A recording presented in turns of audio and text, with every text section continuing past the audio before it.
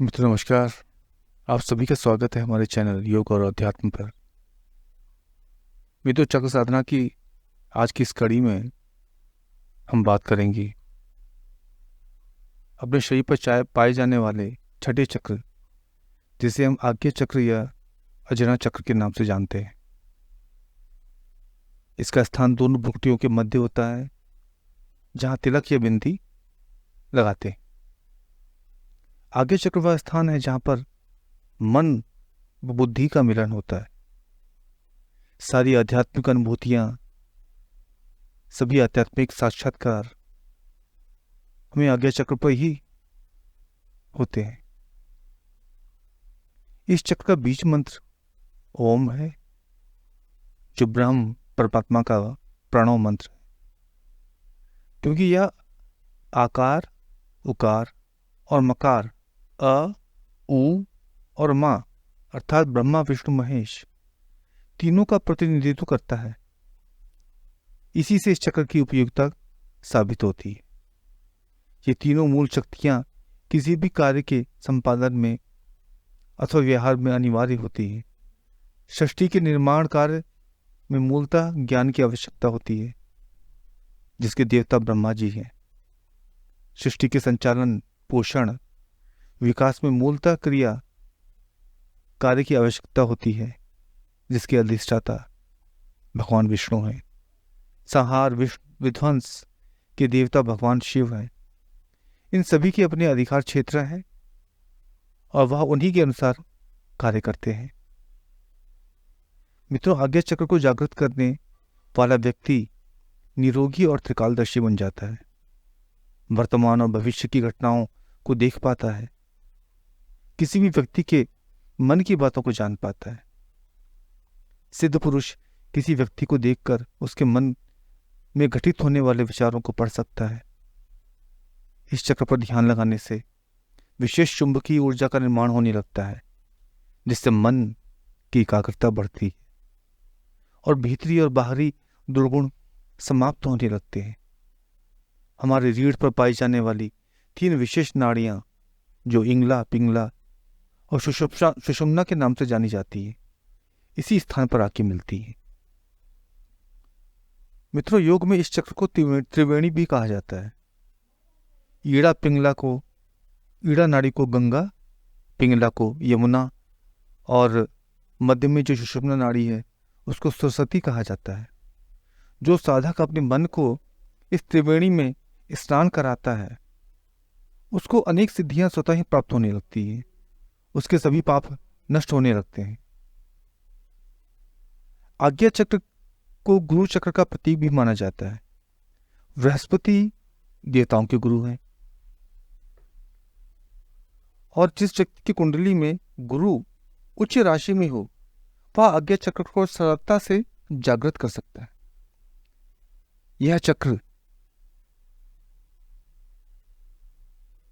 जागृत होने पर अंतिम चक्र को भेदने के लिए ज्यादा प्रयास नहीं करना पड़ता।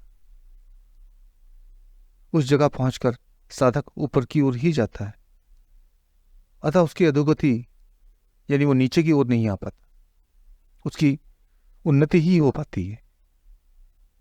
इस चक्र का जो रंग है वो नीला है और उसका जिससे बीज मंत्र ओम है। इसके देवता अर्धनारीश्वर, जो भगवान शिव और पार्वती का रूप है, वह है। मित्रों, आइए इस चक्र को की साधना करने की विधि को जानते हैं।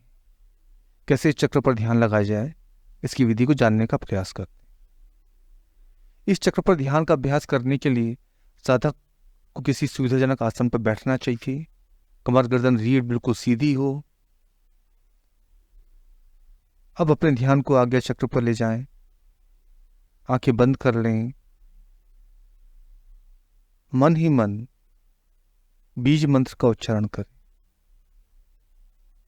और अपने ध्यान को आज्ञा चक्र पर ले जाएं।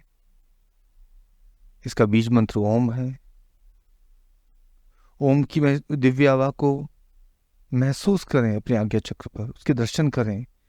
सुनहरे रंग का ओम देखिए सुनहरे रंग की ओम को, इसकी दिव्य आभा को देखें, महसूस करें आपके शरीर में ओम की दिव्य आभा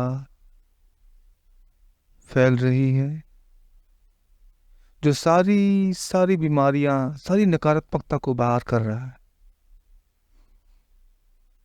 धीरे धीरे मन पर पड़ी हुई वृत्तियां साफ होने लगती है, मेरा चित्त शुद्ध होने लगता है।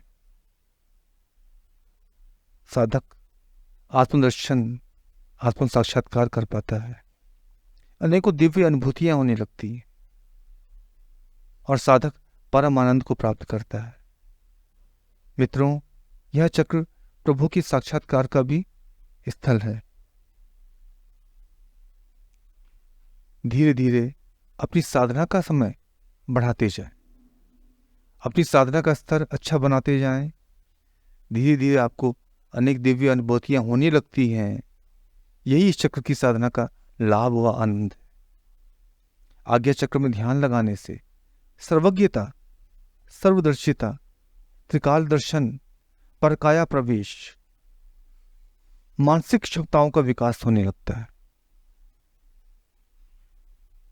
आज्ञा चक्र को ईश्वर का साक्षात्कार स्थल भी कहा जाता है। गुरु और प्रभु की कृपा से ही आप इस चक्र को देख पाएंगे, इस चक्र में प्रवेश कर पाते हैं। इसलिए गुरु द्वारा गोविंद को मिलने की बात भी कही जाती है। इसलिए अपने गुरु के सानिध्य में ही, उनकी गाइडेंस से ही इस साधना को आरंभ करें, इस साधना को करें।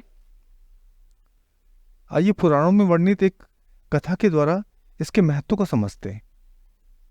मित्रों, इस चक्र को बैकुंठ का द्वार भी कहा जाता है, क्योंकि प्रभु का साक्षात्कार यहाँ पर होना संभव होता है। भगवत पुराण में एक कथा आती है जहाँ पे सनकादि विष्णु दर्शन की इच्छा से वैकुंठ जाते हैं और जहाँ पर 6 ड्योनियों को, 6 सीढ़ियों को पार करने के बाद जब वह 7वीं सीढ़ी पर आते हैं तो वहाँ जो द्वारपाल हैं जय विजय नाम के, उनके द्वारा उनको रोक लिया जाता है। मित्रों, इन 7 ड्योनियों का जो प्रतीक है वही चक्र है, मेरे शरीर पर पाए जाने वाले 7 चक्र। ये कहानी प्रतीक के रूप में है। इसके द्वारा अपने शरीर और मन पर होने वाले प्रभावों को, प्राणों को देखा जाता है, इन पर नियंत्रण किया जा सकता है। यह दिव्य दृष्टि और अतीन्द्रिय क्षमताओं को प्रदान करने वाला चक्र है। साधक आध्यात्मिक उन्नति प्राप्त करता है। इस चक्र के जागृत होने पर ईश्वरीय सानिध्य प्राप्त होने लगता है। जो साधक अपनी आध्यात्मिक उन्नति करना चाहते हैं, उस चक्र की साधना द्वारा अपने लक्ष्य को प्राप्त कर सकते हैं। तो मित्रों, अगर अपनी साधना में को आप और अच्छा बनाना चाहते हैं, दिव्य और आध्यात्मिक अनुभवों को महसूस करना चाहते हैं, तो इस चक्र की साधना अवश्य करें। मित्रों, आज इसी के साथ हम इस कड़ी को समाप्त करते हैं। आशा करते हैं आपको यह कड़ी अच्छी लगी होगी। इसी के साथ इस कड़ी को समाप्त करते हैं। आप सभी को नमस्कार। आप सभी के दिन शुभ और मंगलमय।